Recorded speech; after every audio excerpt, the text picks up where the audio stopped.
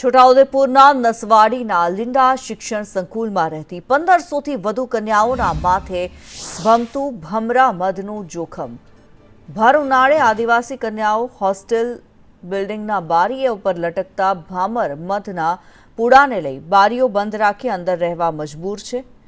આદિવાસી સમાજના લોકો દ્વારા ભામર મધ ઉડાડવા માંગ કરવામાં આવી છે। કોઈ ઘટના બને કે પછી તંત્ર ધ્યાન આપે, પહેલા ભામર મધ ભર ઉનાળે જોખમી બનતા હોય તે હટાવવા જરૂરી બન્યા છે। જે બાળકો શિક્ષણ મેળવે છે એ જગ્યા પર જે બારીઓ છે અહીં ભામર મધ આવેલું છે, તો સરકાર જે લાખો કરોડનો ખર્ચો કરે છે, પણ આ ભામર મધને ઉડાડવા માટે ગમે તે કંઈક કોશિશ કરે અને અહીં ઘણી જગ્યાએ એવું બને છે કે માણસો ઉડાડવા પણ છે।